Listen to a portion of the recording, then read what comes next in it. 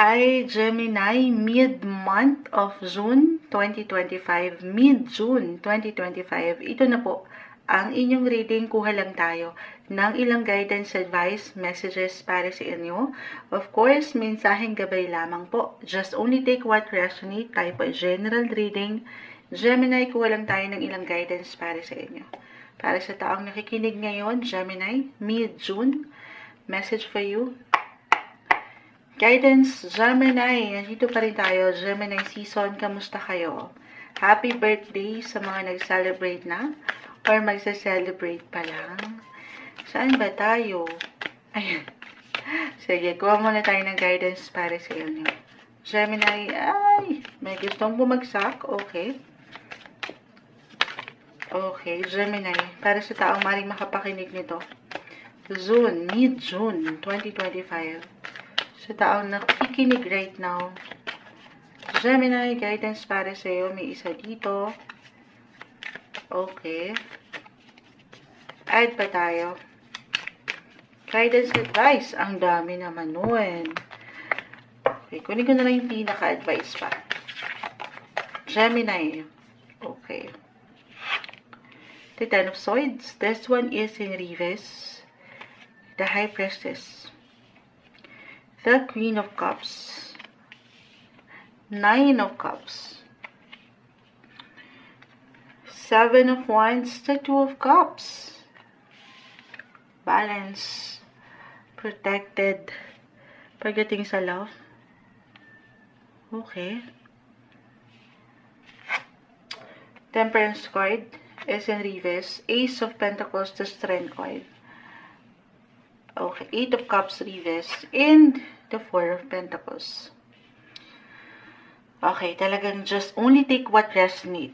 Kasi hindi lahat ay aayon para sa atin. Okay, kahit pare-pareho kayo ng sign, magkakaiba ang bawat isa, Gemini. Okay, unahin ko na yung pagkabalanse naman sa relasyon. The Seven of Wands, Two of Cups.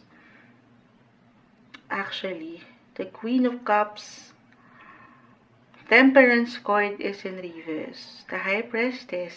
Okay. I'm getting a message dito, Gemini. For some, na talagang binigyan na ng diin, ng proteksyon, ang pagmamahalang ito, couples in a relationship. I know more on love. Love, connection, partnership ang aking nakikita dito.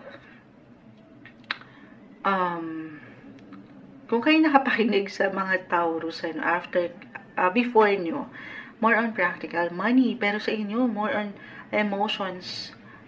Ilang taong ito sa inyong paligid, kapareha. The High Priestess, may hugot, may pagka-sacred, may pagka-banal, on a soul level yung connection. So, ang ilan sa inyo po ay meron maikakasal sa inyo. Bilang andito tayo, June bride, wedding month. Kahit yung simpleng pagpaplano, ideya, maring umaangat na ito. Sabi ko nga, lalo pa kung may ilang challenges na kayo, nainip na kayo, may ilang pinagdaanan na kayo na hindi madali, the Ten of Swords, pero ready na. This one is in reverse. Dumaan na kayo sa healing, sa recovery. And this time, maaaring makatanggap po ang ilan ng love. Kung single kayo, love proposal. Or kung kayo yung mga in a relationship at matagal na rin, sinubukan na kayo ng buhay at ng ilang pagkakataon nito. Then, maaari pong merong marriage proposal. Guys, just only take what resonate. Di kailangan mag-apply lahat. Okay, pero may pagkamalalim, may hugot. I feel na itong mid-month ay maaaring maging significant for some of you. Hindi ito makakalimutan. Very important. Ang VIP, gano'n. Hindi. I see healing and new beginnings. Recovered na kayo sa ilang pinagdaanan na ito. And ready na ang mga bagong simula na ito ng pag-iibigan. Why not? And I see na magiging successful ang ilang situation. Okay. Claim na ba natin yun? For some of you. Dito tayo para sa ilan naman. Nandito pa sa healing process. Kasi iba-iba tayo dyan, guys. Iba-iba tayo ng paraan. Iba-iba tayo ng hugot ng pinagdadaanan. The Strength card, the Temperance is in reverse, and the Eight of Cups is in reverse. Kung hindi kagaanan, actually guys, sandali. Astrologically, sobrang kung kayo nakakapakinig talaga. Ano nga to, no? Ang tawag dito, tarot scope. May kaakibat ng tarot reading ay in regards sa astrology, tarot horoscope reading. Kasi sobrang nag-apply po yung ilang bumabagsak every time. Kung ako lang naman, walang tamis.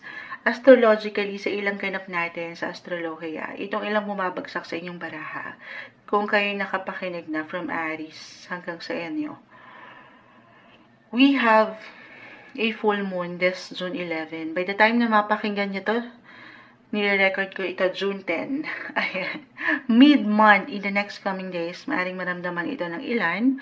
Mag-highlight po ang inyong mga 7th house of relationship, marriage, partnership. Kung kayo single, pwede ito pong mag-apply sa inyong mga buhay negosyo. Actually, pwede rin naman sa matatawag yung partner in life, partner in business, ganyan. Business talaga, moonchild. Hindi, pero full moon is all about endings, yes. Pero dito sa ilang bumabagsak sa cards nyo, I see na mas on the good side or positive side naman itong endings na ito. May completion, may makukumpleto, may pagtatapos, yes, for a new beginnings as I've mentioned. Okay. And then, medyo na-overwhelm ang moonchild sa ilang sitwasyon, pero may new opportunity po. New positive possibilities. Renewal, sabi ko nga kung andito kayo at dumadaan pa lang kayo sa ilang pagsubok ng buhay, couples in a relationship, nangihina, the Strength card, the Temperance, ito po ay napapahinga. Lagi kong nababanggit kapag si Strength card, kahit pa yan ay in reverse, nare-recharge yan guys. Pahinga lang, palamig. Yung healing, yung recovery, iba-iba tayo dyan. Pero merong susubok eh. Meron ulit susubok mula sa ilang pagsubok na ito ng inyong koneksyon. Huwag kayong panghinaan ng loob just because right now para sa ilan ay hindi nagiging okay ang mga bagay-bagay. Everything is temporary, totoo naman yan. Pero, ang ganda. May mga bagong simula pa. So, sabi ko nga, pwedeng merong ma-engage, may love proposal for some of you, or ikakasal talaga ngayon. Or merong, pagdating sa business, kung kayo mga single at hindi yun mag-apply, merong partnership na mabubuo or collaboration sa inyong mga negosyo, kahit sa simpleng pagpaplano, why not? Positive naman po yung aking nakikita. Meron kayong matatapos, ma-accomplish or ma-achieve. At dito, angat, unti-unti yung oportunidad. Dito, sa ilang plano, yung ilang pangarap nyo, yung satisfaction and fulfillment na deserve nyo. Gemini. Ito yung umangat na guidance, advice, messages para sa inyo mid-month of June 2025.